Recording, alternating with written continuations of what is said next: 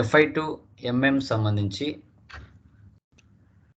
Theory and overview discuss చేద్దాం. ఇది మనకి ఇంటర్వ్యూ ప్యాటర్న్లో చాలా ఇంపార్టెంట్.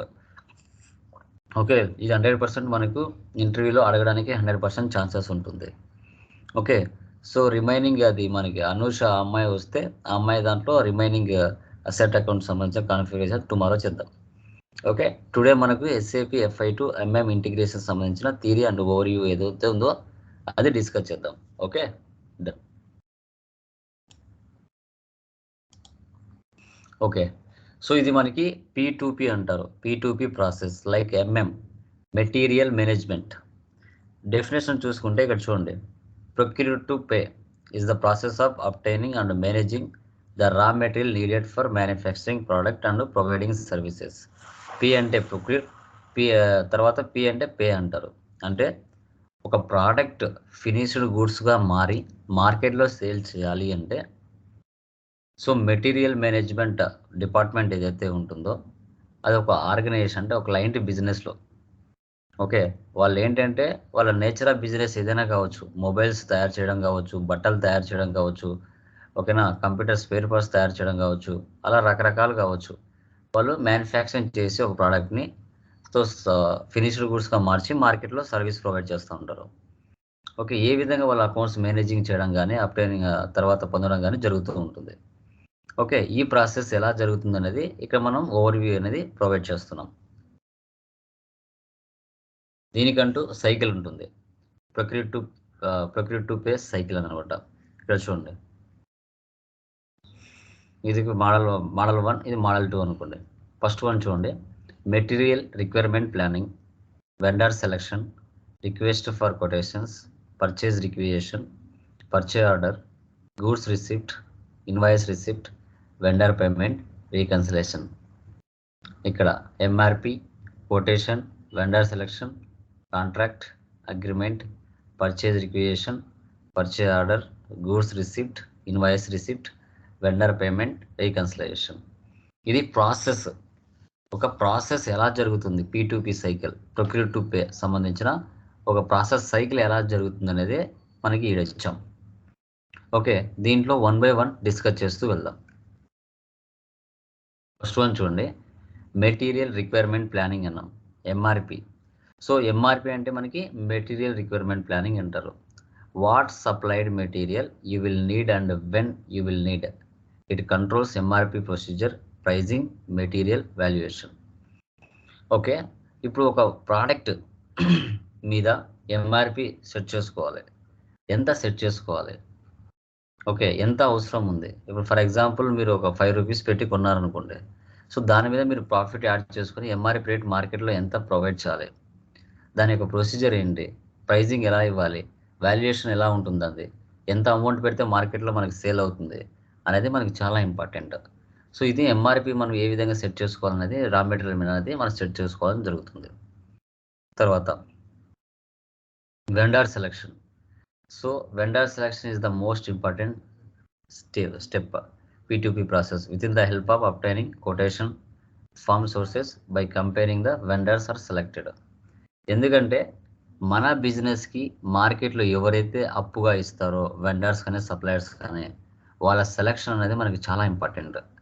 సో ఒకవేళ మనం అప్పుగా ఏదైనా సరుకు, స్టాక్ ఆర్ గూడ్స్ వాళ్ళ దగ్గర నుంచి మనం పర్చేజ్ చేసినా వాళ్ళు ఇమీడియట్గా డబ్బులు అడుగుతారా, లేదంటే టైం ఇస్తారా, సో అదేవిధంగా వెండర్ డిస్కౌంట్స్ అలాంటివి ఏమైనా ప్రొవైడ్ చేస్తారా, ఏమైనా కొటేషన్ ఫామ్ ఏమైనా ప్రొవైడ్ చేస్తారా, ఇలాంటి అన్ని ఫెసిలిటీస్ వెండర్స్ దగ్గర ఉన్నాయా లేదన్నది మన బిజినెస్ ఒకసారి వాళ్ళ దగ్గర అనాలిసిస్ చేయాలి. వాళ్ళ బిజినెస్ బ్యాక్గ్రౌండ్ ఏంటి, వాళ్ళ యొక్క మార్కెట్ ఎలా ఉంది, అవన్నీ కూడా చెక్ చేసుకోవాల్సి వస్తుంది మనం ఒక వెండర్తో మనం కాంటాక్ట్ పెట్టుకున్నప్పుడు. తర్వాత request for quotation, requesting potential vendors to submit A quotation for goods and services. Quotation contains vendor terms and condition.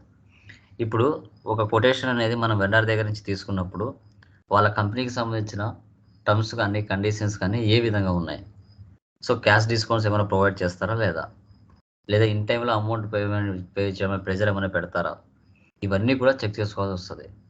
ఒకవేళ కొటేషన్ మనం అంటే కొనకుండా వాళ్ళ దగ్గర ఏ ప్రోడక్ట్ ఎంత అమ్ముతున్నారు అనేసి ఒక కొటేషన్ అనేది తీసుకోవచ్చు మనం. దాన్ని బట్టి మనం ఆర్డర్ పెట్టుకోవచ్చు.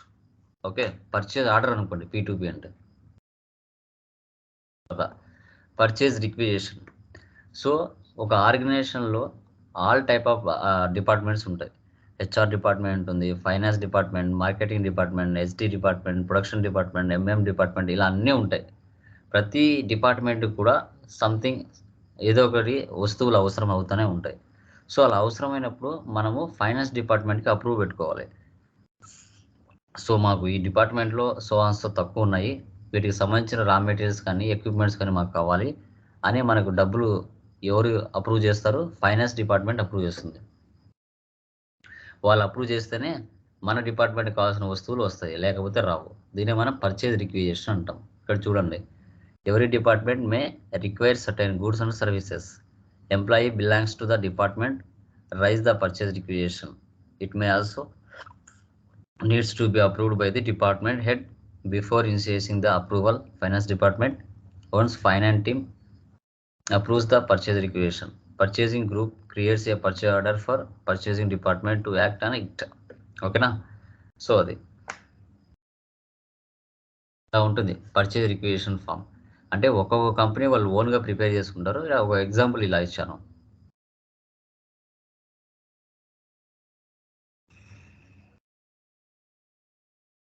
Purchase order.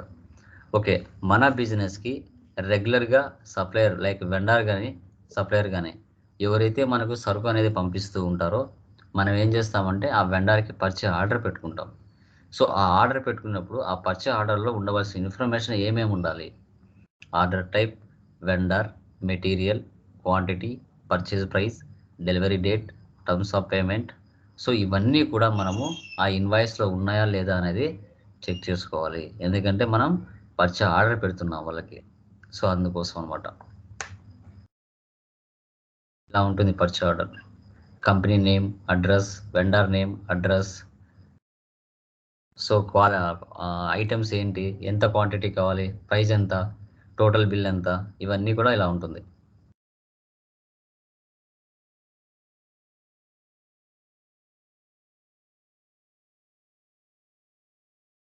తర్వాత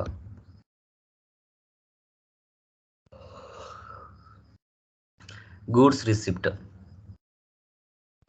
when organization received goods received posted in SAP using T code MIGO, accounting entry goods for receipt, inventory account data to GRIR clearing account. Okay, goods receipt and invoice receipt clearing account అని చెప్తాం. ఇది interview పాయింట్లో అడుగుతారు, compulsory చెప్పాలి. Goods రిసిప్ట్కి సంబంధించిన ఓకేనా transaction చెప్పండి అంటే inventory account data to GRIR clearing account అని చెప్పాలి గూడ్స్ రిసిప్ట్ సంబంధించి. తర్వాత invoice receipt. When organization receives invoice receipt posted in SAP using T code MIRO, accounting entry for goods receipt is follows. ఇక్కడ GRIR clearing account data to bank clearing account అని చెప్పాలి. Invoice రిసిప్ట్కి సంబంధించి ఈ విధంగా మనం discuss చేయడం జరుగుతుంది. Okay, ఈ ఇంటర్వ్యూ పాయింట్లో ఈ కంపల్సరీగా ఈ రెండు అడుగుతారు, మాన్యువల్గా చెప్పాలి. Next vendor payment. సో ఇప్పుడు మనం ఇన్వాయిస్ రిసిప్ట్ అనేది అప్పుగా మనం చేసి ఉంటాం కాబట్టి మనం కొద్ది రోజుల తర్వాత అమౌంట్ పే చేయాలి ఎవరికి? వెండర్స్కి. సో అప్పుడు వచ్చేసి మనకి ఇక్కడ చూడండి F-53లో పోస్ట్ చేస్తాం. Vendor account data to bank clearing account తీసుకోవాలి. Vendor data account data to bank clearing account ఇది. తర్వాత reconciliation. After receiving bank statement is uploaded in SAP, automatic reconciliation happens. We have accounting entry as follows. Bank clearing account data to main bank account. దీనికి సంబంధించిన manual transaction keys. Okay, so ఇదే మనం FI to MM integration సంబంధించి theory overview. ఇది interview పాయింట్లో 100% అడుగుతారు. But FI to MM integration అనేది MM consultant ఉంటారు, వాళ్ళు చెక్ చేసుకుంటారు. బట్ మనం కూడా మినిమం వాట్ ఈజ్ వాట్ అనేది కంపల్సరీగా ఇది తెలుసుకోవాలి. ఇది మన ధర్మం P2P ప్రాసెస్ సంబంధించి.